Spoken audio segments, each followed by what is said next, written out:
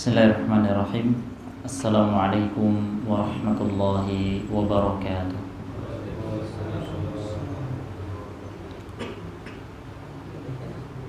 Alhamdulillah. Alhamdulillahi ala ihsanih wa syukru lahu ala taufiqihi wa amtinanih. Asyhadu an la ilaha illallah wahdahu la syarika lah ta'ziman li sya'nih. Wa asyhadu anna Muhammadan abduhu wa rasuluh ad-da'i ila ridwanih. Salawatullahi wa salamuhu wa sallama tasliman katsiran ila yaumiddin. Qala Allah ta'ala fil Qur'anil Karim, ya ayyuhalladzina amanu taqullaha haqqa tuqatih wa la tamutunna illa wa antum muslimun. Ya ayyuhalladzina amanu taqullaha wa qulu qawlan sadida yuslih lakum a'malakum wa yaghfir lakum dhunubakum wa may yuti'illaha wa rasulahu faqad faza fawzan 'azima. Ikhwatal iman rahimani wa rahimakumullah. Kita senantiasa bersyukur kepada Allah Subhanahu wa taala atas limpahan nikmat dan karunia-Nya. Begitu besar dan begitu banyak nikmat yang Allah berikan kepada kita. Dan salah satu nikmat yang terbesar dan yang paling agung adalah Allah berikan kepada kita nikmat keimanan dan nikmat keislaman.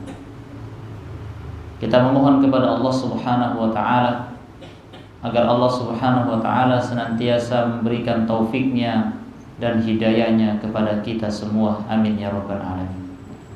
Salam dan salam kita haturkan kepada Nabi kita Nabi Muhammad sallallahu alaihi wasallam beserta para keluarga beliau, para sahabat-sahabat beliau, dan seluruh kaum muslimin hingga hari kiamat kelak. Para hadirin yang dirahmati Allah Subhanahu wa taala. Alhamdulillah, kita kembali dipertemukan oleh Allah Subhanahu wa taala di salah satu taman-taman surga Allah Subhanahu wa taala yang ada di muka bumi ini. Kita memohon kepada Allah Subhanahu wa taala dengan nama-nama Allah yang husna dan sifat-sifatnya yang ulia, agar Allah Subhanahu wa taala memberikan kita ilmu yang bermanfaat. Allahumma inna nas'aluka ilman nafi'an wa rizqan thayyiban wa 'amalan mutaqabbalan. Allahumma inna na'udzubika min ilmin la yanfa' wa min qalbin la yakhsha wa min nafsin la tashba' wa min da'watin la yustajabu laha. Para hadirin yang dirahmati Allah Subhanahu wa taala. Alhamdulillah, pada pertemuan yang sebelumnya kita telah membahas beberapa nasihat atau faidah kunci sukses kita meraih kebahagiaan di dalam kehidupan ini. Pada pertemuan yang lalu kita telah menyebutkan yang pertama adalah keimanan kepada Allah Subhanahu wa taala yang dibarengi dengan amal saleh. Sebagaimana Allah Subhanahu wa taala telah berfirman, man 'amila shalihan min dzakarin aw untha wa huwa mu'min falanuhyiyannahu hayatan thayyibah. Barang siapa yang beriman kepada Allah Subhanahu wa taala, barang siapa yang beramal saleh dan dia beriman kepada Allah Subhanahu wa taala, maka akan kami berikan baginya kehidupan yang baik. Ayat ini menunjukkan bahwasannya keimanan kepada Allah Subhanahu wa taala harus membuahkan amal saleh. Dan ketika seseorang beriman kepada Allah Subhanahu wa taala dan dia hiasi keimanannya dengan amal saleh, dan dari amal saleh tersebut maka amal saleh tersebut memperbaiki hatinya, memperbaiki tingkah lakunya, memperbaiki kehidupan dia di dalam sehari-hari. maka yakinlah bahwasannya orang tersebut sedang berada pada kehidupan yang bahagia. Orang tersebut tidak akan pernah merugi. Allah Subhanahu wa taala berfirman di dalam surah Al-'Asr, "Wal 'asri innal insana lafi khusrin illa alladziina aamanu wa 'amilus shalihati wa tawassaw bil haqqi wa tawassaw bis sabr." Pada surah Al-'Asr ini Allah Subhanahu wa taala juga menyatakan yang mana Allah Subhanahu wa taala bersumpah demi masa, yang mana manusia banyak melalaikan waktunya.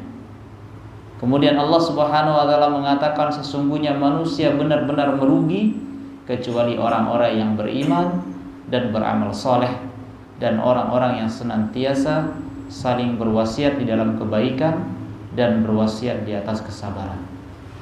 Kemudian yang kedua, para ikhwah yang dirahmati Allah Subhanahu wa taala, pada pertemuan yang lalu kita menyebutkan adalah salah satu kunci atau sebab kita meraih kebahagiaan di dalam hidup ini adalah dengan berbuat baik kepada makhluk. Kita senantiasa berbuat baik kepada makhluk, kepada sesama kita. Para hadirin yang dirahmati Allah Subhanahu wa taala, pada kesempatan malam hari ini insyaallah taala kita akan membahas yaitu nasihat yang berikutnya. Wa min asbabi daf'il qalaq an-nashi an tawaturil a'sab wa ishtighalul qalbi bi ba'dil mukaddarat. Kata beliau, di antara sebab faktor utama yang mengatasi guncangan jiwa, di antara faktor utama yang dapat mengatasi hati gelisah ialah dengan menyibukkan al-ishtighal bi'amalin minal a'mal wal ishtighalul qalb au ilmin minal ulumin nafi'ah.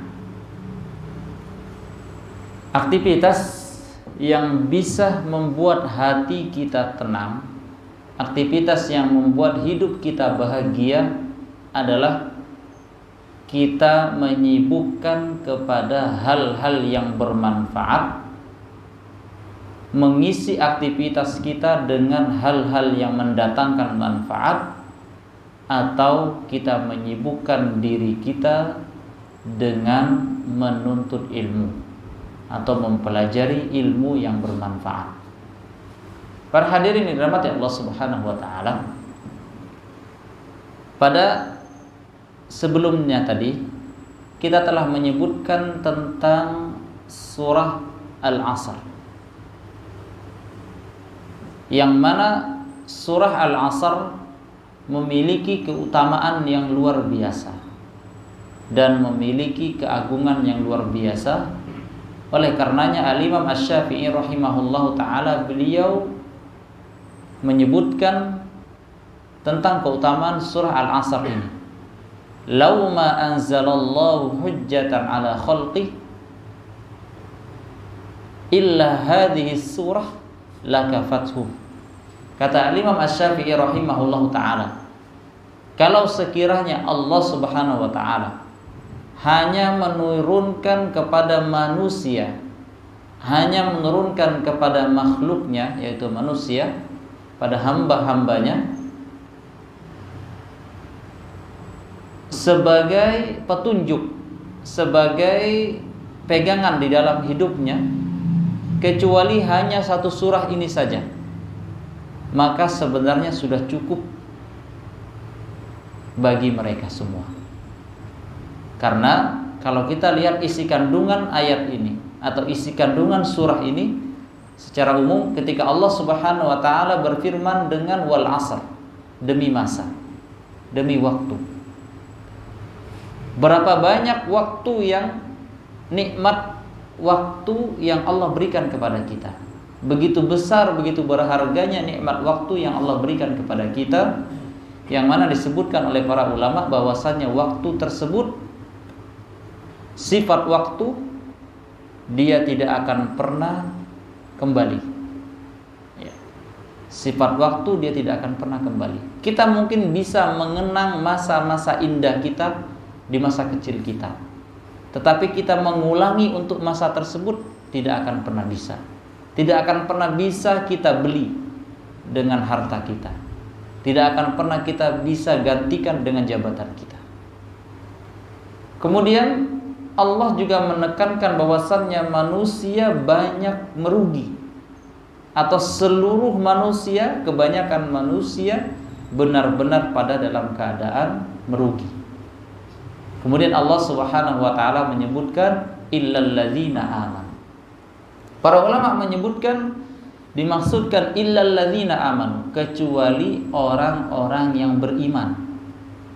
Ketika disebutkan kata-kata beriman di sini, maka para ulama menyebutkan bahwasannya seseorang akan bisa dikatakan keimanannya sempurna, seseorang akan dikatakan imannya baik, maka dia perlu berilmu, perlu menuntut ilmu, perlu belajar ilmu. Ya. Para hadirin yang dirahmati Allah Subhanahu wa taala, mungkin para bapak-bapak pernah mendengar hadis Jibril yang menyamar dalam bentuk manusia datang kepada Nabi. Di situ beliau menanyakan tentang Islam, tentang iman, tentang ihsan. Di situ beliau mengajarkan kepada kita tentang menuntut ilmu. Yang beliau tanyakan masalah pokok-pokok di dalam urusan agama. Apa itu Islam? Apa itu iman? Apa itu ihsan?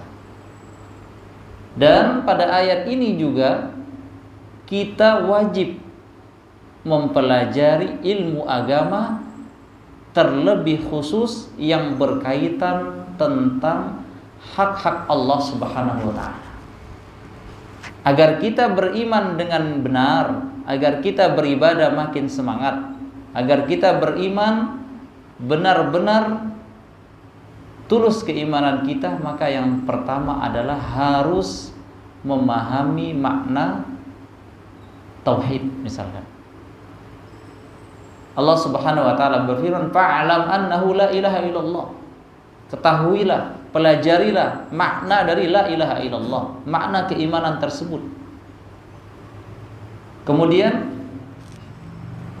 setelah kita mempelajari makna tauhid atau mengesahkan Allah Subhanahu wa taala, juga kita wajib mempelajari hak-hak Allah yang berkaitan tentang syariatnya. Seperti sholat. Di dalam sholat ada tata cara berwudu, bagian dari dalam sholat. Kemudian tentang puasa yang benar dan seterusnya. Karena seseorang yang beriman kepada Allah Subhanahu wa taala, mereka ketika mereka memiliki ilmu, maka ilmu tersebut harus diamalkan. Wa amilus sholihat.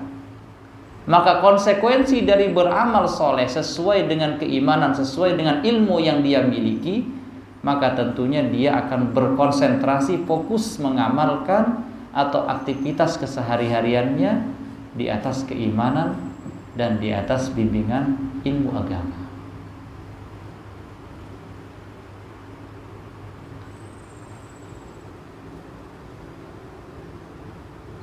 Para hadirin yang dirahmati Allah Subhanahu wa taala,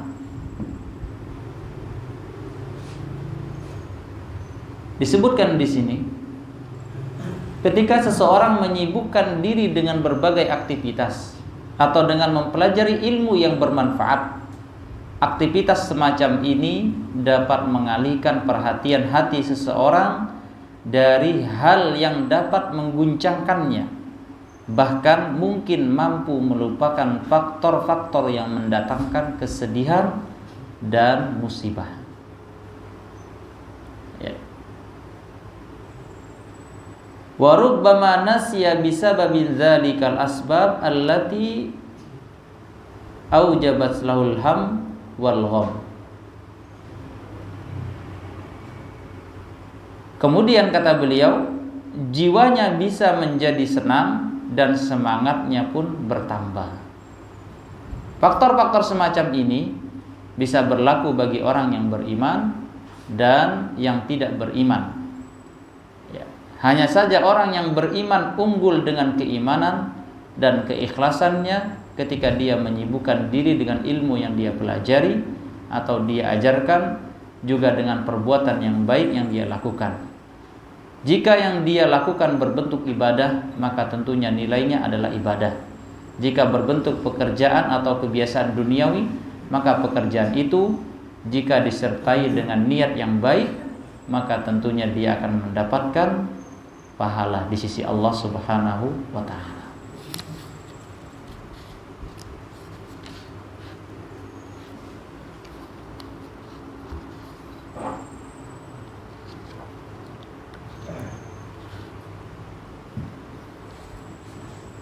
Baik. Beliau melanjutkan,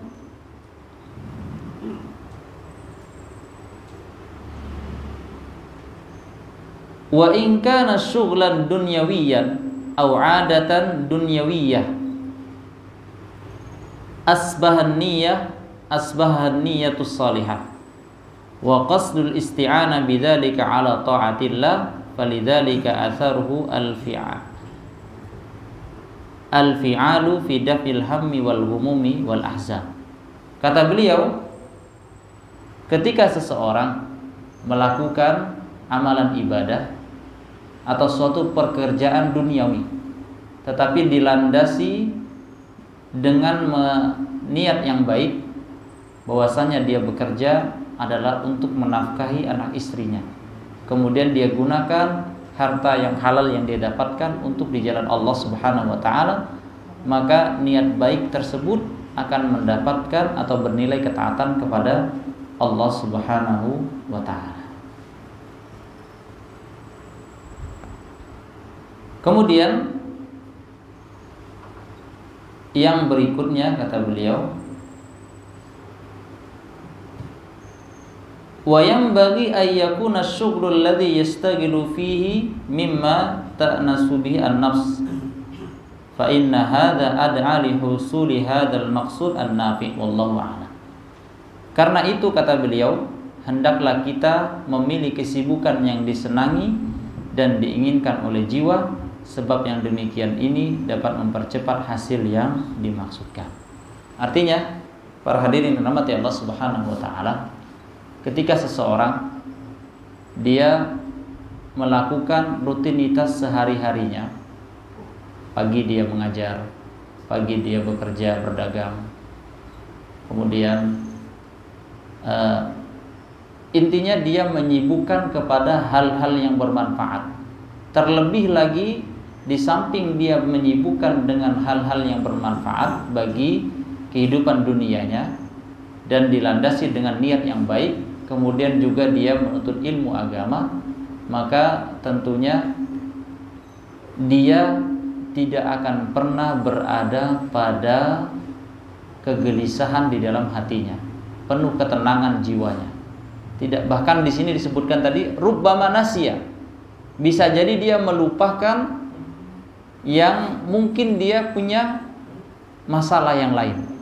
Dikarenakan dia kesibukan dengan hal-hal yang bermanfaat, dikarenakan dia menuntut ilmu yang bermanfaat, oleh karenanya dia bisa lupa terhadap hal-hal yang mendatangkan kesedihan di dalam kehidupannya. Kemudian yang keempat, ijtima'ul fikri kullu 'alal ihtimami bi'amalil yaumil hadir. Di antara yang dapat menolak kesedihan atau di antara yang dapat mendatangkan kebahagiaan di dalam kehidupan kita adalah mengonsentrasikan segenap pikiran pada pekerjaan yang ada pada hari itu. Ya, fokus pada pekerjaan yang ada pada hari itu. Tidak memikirkan hal-hal yang akan datang atau kesedihan yang pernah terjadi. Ulangi. ijtima'ul fikri kullu 'alal ihtimami bi'amalil yaumil hadir. Fokus memikirkan hanya kepada pekerjaan yang saat itu atau pada hari itu, pada hari ini, dan melupakan atau menjauhkan perhatian terhadap pekerjaan yang akan datang. Fokus pada yang saat kita ini hadapi, dan juga melupakan wa'anil hazni 'alal waqtil madhi, dan melupakan kesedihan yang telah lalu.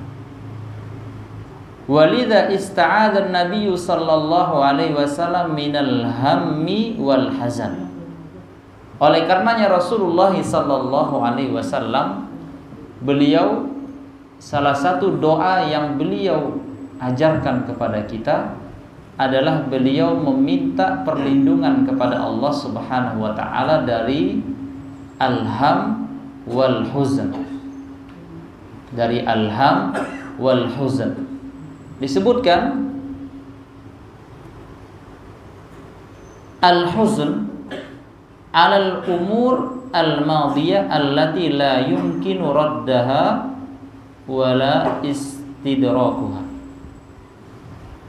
Makna dari al-huzn artinya adalah kesedihan atas hal-hal yang telah berlalu. Rasulullah SAW mengajarkan kita, Allahumma inni a'udzubika minal hammi wal huzni. Sama-sama keduanya artinya kegelisahan dan kesedihan. Tetapi al-huzni, kesedihan yang lampau, yang lalu, agar kita cepat, kalau bahasa anak mudanya, move on. Ya Pak ya, ya Mas. Bahasa cepat, ya, nggak usah flashback lagi, nggak usah diingat-ingat yang lalu. Ya. Rasulullah SAW mengajarkan kita doa agar kita meminta perlindungan kepada Allah Subhanahu Wa Taala dari rasa sedih dan kegelisahan. Ya. Al-huzni adalah kegelisahan atau kesedihan yang telah berlalu, yang sudah tidak mungkin ditolak.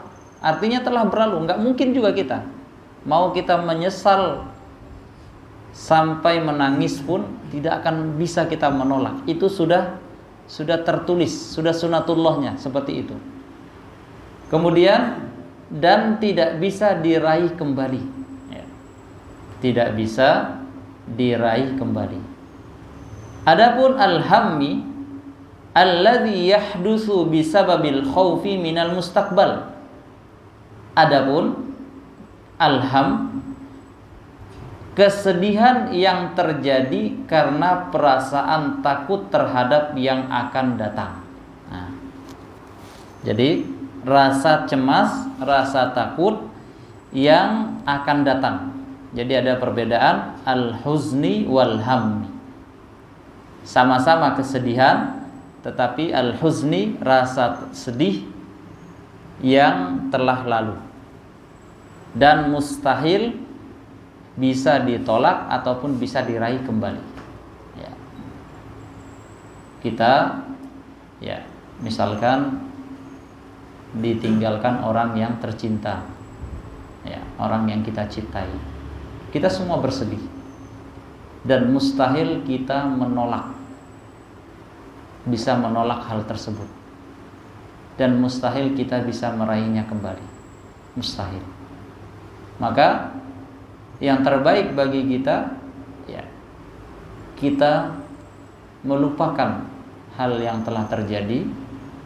Hal tersebut adalah bagian dari takdir Allah Subhanahu wa taala, sunatullah. Setiap jiwa pasti akan diambil oleh Allah Subhanahu wa taala. Dan yang terbaik bagi kita adalah mendoakan orang-orang yang kita cintai yang telah mendahului kita, ayah kita, kakek kita, saudara kita, dan lain-lain. Maka ketika seseorang hanya fokus kepada yang ingin dia lakukan pada hari itu saja, tidak perlu dia fokus memikirkan hal-hal yang lalu, berlarut di atas kesedihan yang lalu, ataupun rasa takut, rasa sedih yang akan terjadi di akan datang. Karena disebutkan di sini fayakunul abdu ibnu yaumihi, maka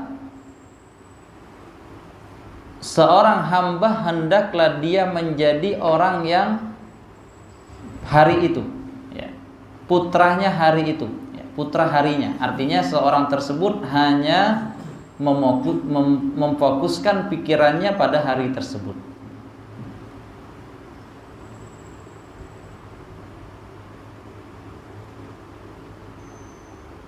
Yajma'u jaddahu wajtihadahu fi islahi yaumihi wa waqtihi al-hadir. Dan hendaklah orang tersebut ketika dia menjadikan anak harinya, artinya dia hanya fokus pada hari tersebut, maka dia kerahkan semangatnya dan kesungguh-sungguhannya di dalam memperbaiki harinya dan waktunya al-hadir,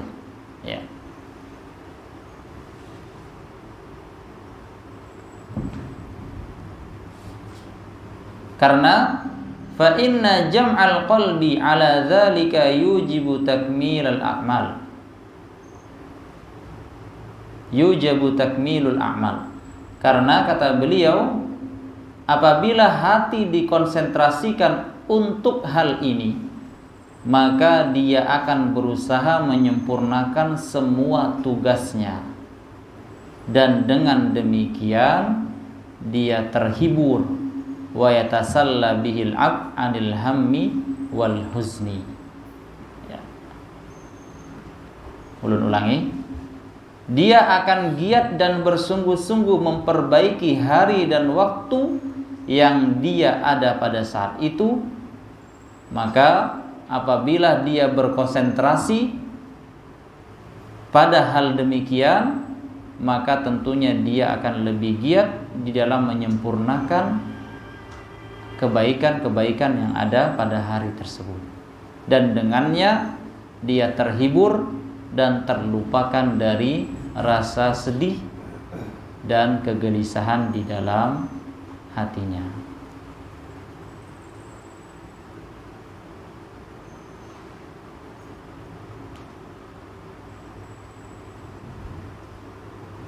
Baik.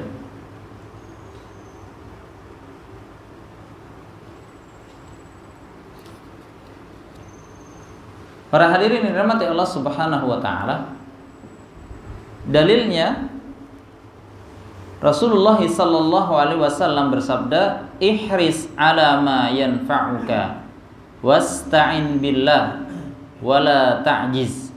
Wa idza asabaka syai'un fala taqul law anni fa'altu kadza lakana kadza wa kadza, walakin qul qaddarallah wa ma syaa fa'al fa inna law taftahu 'amal syaitan." Kata beliau sallallahu alaihi wasallam, berusahalah untuk mendapatkan apa yang bermanfaat bagimu. Mohonlah pertolongan kepada Allah dan janganlah kamu bersikap lemah. Jika kamu ditimpa sesuatu, janganlah kamu mengatakan seandainya saya bertindak begini, tentu hasilnya akan begini dan begini. Tapi katakanlah Allah sudah menakdirkan dan apa yang Dia kehendaki, maka Dia lakukan. Karena sesungguhnya perkataan lau, yaitu seandainya, akan membuka pintu perbuatan syaitan. Hadis riwayat Imam Muslim. Para hadirin dirahmati Allah Subhanahu wa taala, pada hadis ini ada dua bagian yang bisa kita ambil. Yang pertama, Allah Subhanahu wa taala, Rasulullah sallallahu alaihi wasallam memerintahkan kepada kita agar kita bersungguh-sungguh di dalam hal yang mendatangkan manfaat bagi kita dalam segala hal. Ya, kita bersungguh-sungguh. Kemudian juga Rasulullah sallallahu alaihi wasallam menerangkan kepada kita bahwasannya ada sesuatu yang di luar keinginan kita, yaitu adalah takdir dari Allah Subhanahu wa taala. Ada sesuatu yang berada di luar batas kemampuan kita. Yang di sini disebutkan, beliau menyuruhkan kepada kita, pertama, al-hirsu 'alal umur an-nafi'ah. Bersungguh-sungguh, bersemangat, bersegera terhadap perkara-perkara yang mendatangkan manfaat dalam keadaan hal, dalam keadaan apapun, dalam kondisi apapun. Dalam beribadah, ya, kita disuruh sholat bersegera, ya. Fas'au ila dzikrillah idza nudiya lis-shalah fas'au ila dzikrillah di dalam surah Al-Jumu'ah. Kemudian wasari'u ila maghfiratin, ya, bersegera kepada ampunan Allah, bersegera minta ampunan kepada Allah Subhanahu wa taala. Kemudian beramal soleh, ulaika yusari'una fil khairat. Allah menyebutkan mereka itulah orang-orang yang cepat bersegera di dalam hal-hal kebaikan. Juga di dalam ayat yang lain, fastabiqul khairat, berlomba-lombalah kalian di dalam kebaikan. Kemudian beliau mengajarkan kita agar kita meminta pertolongan kepada Allah Subhanahu wa taala, wal isti'anu billah, meminta pertolongan kepada Allah Subhanahu wa taala. Kemudian juga beliau melarang kepada kita ihris ala ma yanfa'uka wasta'in billah. Setelah meminta kepada kita bersungguh-sungguh dan minta pertolongan kepada Allah, wala ta'jiz, dan jangan lemah, yaitu jangan malas. Kemudian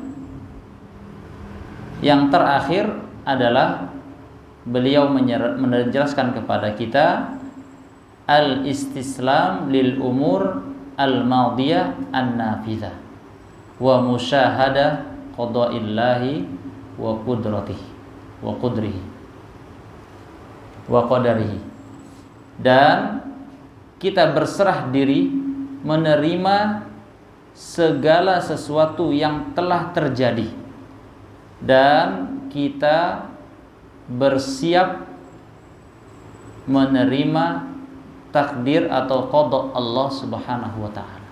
Takdir Allah Subhanahu wa taala. Dan kita tidak boleh mengatakan lau, seandainya, berandai-andai, karena lau membuka pintu syaitan. Misalkan, seandainya kalau saya nggak gini, nggak jadi pergi, mungkin nggak jadi kecelakaan atau seterusnya. Waliyadzubillah. Maka lau membuka pintu syaitan, karena semua sudah tertulis, semua sudah ditakdirkan oleh Allah Subhanahu wa taala sebelum kita diciptakan. Ya, takdir sudah Allah tuliskan. Kemudian yang kelima adalah yang membuat kita tenang atau tidak gelisah dan membuat hati kita selalu lapang adalah al-iktsaru min dzikrillah, memperbanyak zikir kepada Allah Subhanahu wa taala. Fa inna lidzalika ta'tsiran 'ajiban fi insyirahi sadri wa tuma'niyatihi wa zawali hammihi wa ghammihi. Qala ta'ala ala bidzikrillahi tatma'innul qulub. Oleh karenanya yang demikian itu memiliki pengaruh yang sangat ajib, pengaruh yang sangat menakjubkan di dalam kelapangan hati dan ketenangan hati, dan menghilangkan rasa gelisah di dalam hati, sebagaimana firman Allah Subhanahu wa taala di dalam surah Ar-Ra'd, ala bidzikrillahi tatmainnul qulub, pada ayat yang ke-28. Ketahuilah bahwasannya dengan berzikir kepada Allah, dengan mengingat Allah, dengan memperbanyak berzikir kepada Allah, maka membuat hati tenang. Dengan seseorang memperbanyak berzikir kepada Allah Subhanahu wa taala, akan membuat hatinya menjadi tenang. Sebagaimana dikatakan oleh ulama, perumpamaan zikir adalah seperti ikan. Ikan dia tidak bisa lepas atau tidak bisa jauh dari air. Ikan kalau dia di darat mati, Pak ya. Ada ikan darat kan? Ya, paling kalau bertahan ya cuma berapa ya? Maka seperti itulah hati. Kalau dia tidak dibasahi, tidak diisi dengan berzikir mengingat Allah Subhanahu wa taala, maka hati seseorang akan terasa gersang, terasa aneh. Hati seseorang akan merasakan gelisah, tidak nyaman, tidak tenang ketika dia sedikit berzikir kepada Allah Subhanahu wa taala. Dan Allah Subhanahu wa taala perintahkan kepada kita tentang berzikir kepadanya. Ya ayyuhalladzina amanu dzkurullaha dzikran katsira.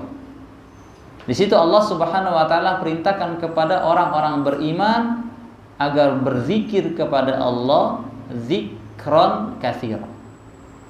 Ada penyebutan kata dzikran setelah Allah menyebutkan uzkurullah, berzikirlah kepada Allah, dzikran katsira, dengan berzikir yang banyak.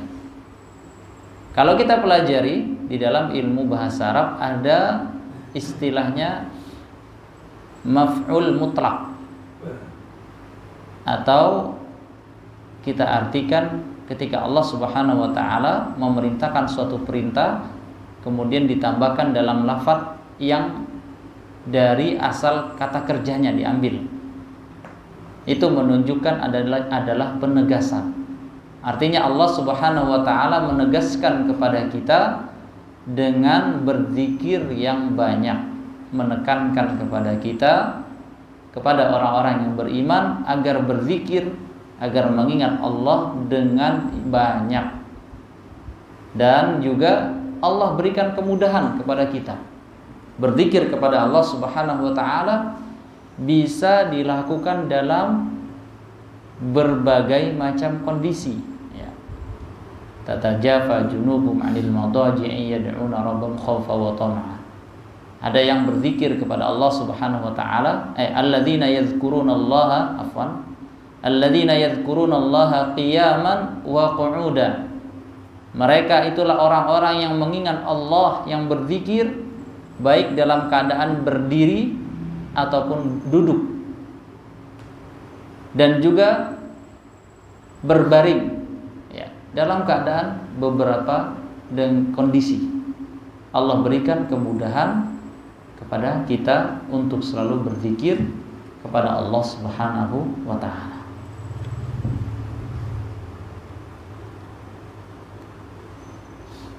Kemudian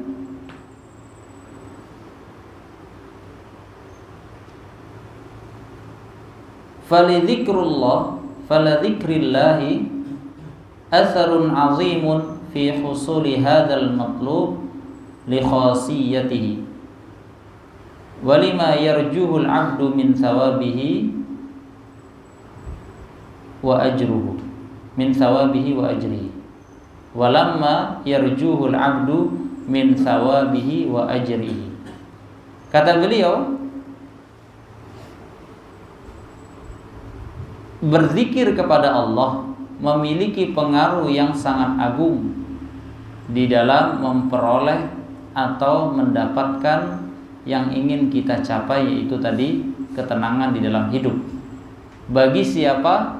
Bagi orang-orang yang selalu memperbanyak zikir ini, dan juga orang tersebut hanya mengharapkan pahala dan ganjaran dari Allah Subhanahu wa ta'ala.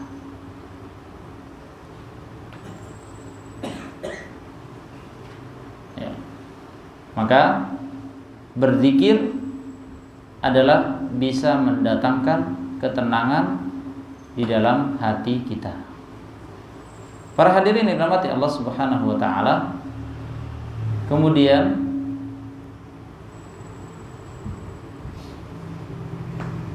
wa kadzalika at-tahadduts bi ni'amillahi adh-dhahira wal batinah. Kemudian termasuk mendatangkan kebahagiaan di dalam hidup ini adalah kita menceritakan nikmat-nikmat Allah yang banyak yang diberikan kepada kita, baik nikmat yang tampak ataupun yang zahir ataupun yang batin. Kita menceritakan nikmat, mengingat-ingat nikmat yang Allah berikan kepada kita. Maka dengannya kita akan merasa bahagia di dalam kehidupan ini. Contoh misalkan, terkadang mungkin kita mendapati antara satu sama yang lain kenikmatan berbeda, atau rizki yang Allah berikan kepada kita sama si fulan beda. Tetapi di sisi lain, ketika kita mensyukuri at-tahaddus, kita menceritakan dalam diri kita bahwasannya sebenarnya Allah itu sayang sama kita. Allah memberikan kita nikmat mungkin tidak sama dengan saudara kita dari segi materinya, zahirnya, tetapi dari segi yang lain mungkin Allah berikan kita dari sisi yang lainnya.